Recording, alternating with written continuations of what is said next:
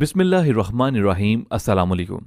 खवातीन हज़रात, बलोचिस्तान के इलाके मच में मेहनत कशों को अगवा करने के बाद एक खास बरादरी से ताल्लुक़ रखने वाले मेहनत कशों का कत्ल दहशतगर्दी की बदतरीन वारदात होने के साथ साथ नस्ली और फिरका वाराना मुनाफरत फैलाने और तसादम की राह हमवार करने की बड़ी साजिश है।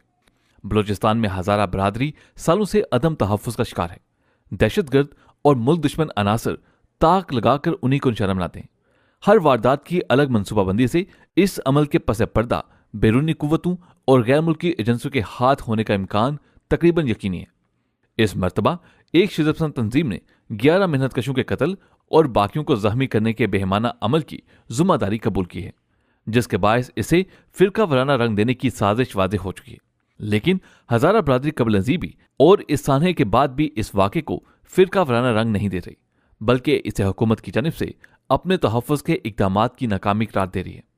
हजारा बरादरी चंद रोज कबल सख्त सर्दी के इन्हीं महीनों में खून रेज वाक़यात के खिलाफ धरना भी दे चुकी है और अब एक मरतबा फिर एहतजाज कर रही है। उनका मुतालबा है कि वज़ीर-ए-आज़म खुद आकर उनको यकीन दहानी करवाएं। ना तो हजारा बरादरी का मुतालबा नामाकूल है और ना ही वज़ीर-ए-आज़म को वहां जाकर हजारा बरादरी को तसल्ली देने पर एतराज़ होगा। लेकिन असल मसला यह है कि कबल अजीम वज़ीर-ए-आज़म, आर्मी चीफ और वज़ीर दाखिला ऐसा करते रहे, लेकिन उनकी तमाम यकीन दहानियों के बावजूद यह सिलसिला नहीं रुक सका। हुकूमत हर बार इसे खुफिया हाथों की कारस्तानी करार देती है, लेकिन सवाल यह पैदा होता है कि आखिर ये खुफिया हाथ कब मुकम्मल तौर पर काट कर फेंक दिए जाएंगे। खवातीन हज़रात, अगर गौर किया जाए तो दुश्मन हमारी तमाम तदबीरों को फलांगते हुए हम पर हमला आवर हुआ है। दुश्मन के इस वार की हकीकत को तस्लीम करते हुए हमें अपनी हामियों को दूर करना चाहिए, ताकि ऐसे इंतजामात किए जा सकें कि आइंदा दुश्मन ऐसा कोई वार ना कर सके। जहां कोताहियों की बात की जाती है तो वहां यह भी पेश नजर है कि हमारे सिक्योरिटी इदारों ने न जाने दुश्मनों के कितने ऐसे प्लान अपनी जानों पर खेलकर नाकाम बनाए हैं कि अगर वो वकूअ पज़ीर हो जाते तो उनसे होने वाली तबाही हमें हिलाकर रख देती। इस हवाले से सिक्योरिटी इदारे काबिल तहसीन हैं। तजज़ियों और रिपोर्ट्स के मुताबिक बोलान का इलाका तवील अरसे से दहशतगर्दों की कार्रवाइयों का निशाना बना हुआ है। हमारी मईशत से वाबस्ता इस अहम तरीन हिस्से को दुश्मन ने 3 जनवरी को एक सोचे समझे मंसूबे के तहत 2 मकासद के लिए अपना टारगेट बनाया। पहला मकसद ईरानी फौज के जनरल कासिम सुलेमानी की पहली बरसी पर अपने मुकाबले को पैगाम दिया और दूसरा पाकिस्तान में अपनी भरपूर मौजूदगी का ऐलान किया। इस ऐलान से पाकिस्तान की खारजा पॉलिसी में मुतवक्के तब्दीलियों से भी खबरदार किया गया है।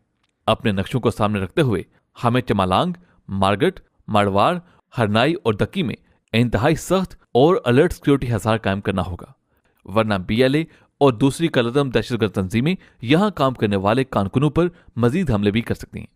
सवात के गरीब मेहनतकशों का बेहमाना कत्ल भी इसी दहशतगर्दाना सिलसिले की एक कड़ी थी और इस वारदात को गुजरे भी कुछ ज्यादा अरसा नहीं हुआ।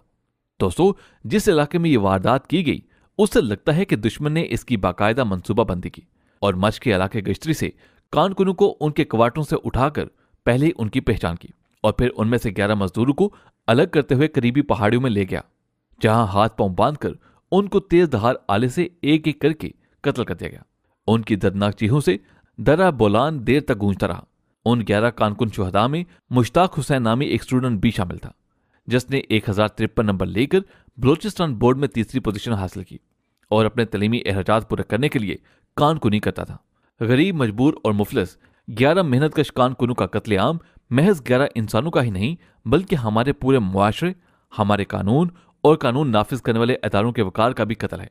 इन 11 मेहनतकशों का खून हम सबसे सवाल करता रहेगा कि दहशतगर्द दुश्मन की तरफ से आप बेखबर कैसे हो गए। क्या आप नहीं जानते थे कि 1 साल कबल यानी 3 जनवरी का दिन खून आशाम बेड़ियों का बगदाद एयरपोर्ट पर अमेरिका की मचाई हुई सफाकी का जश्न मनाने का दिन है। जनरल कासिम सुलेमानी के कत्ल का 1 बरस मुकम्मल होने पर जब ईरान, इराक, शाम, लबनान में इसका सोग मनाया जा रहा था, तो हिलरी क्लिंटन के एतराफ के मुताबिक अमेरिका की दौलत इस्लामिया के सफाक दहशतगर्दों ने पाकिस्तानी शहरियों को खून में नहलाकर रक्स अबलीस का मुजाहरा किया।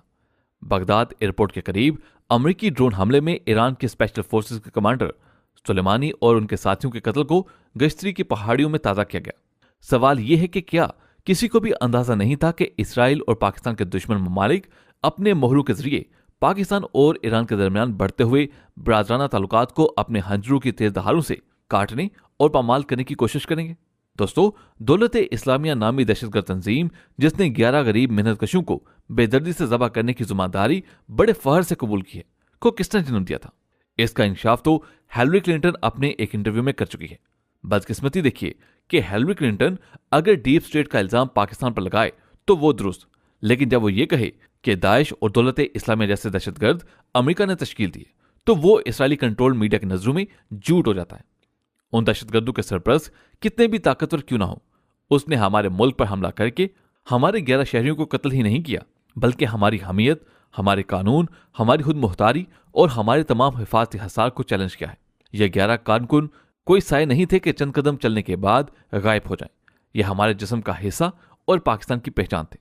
इस मुल्क की सरबलंदी, सालमियत और हिफाजत के लिए जो कुर्बानियां हजारा कम्युनिटी दे रहे हैं वो बेशकदर हैं।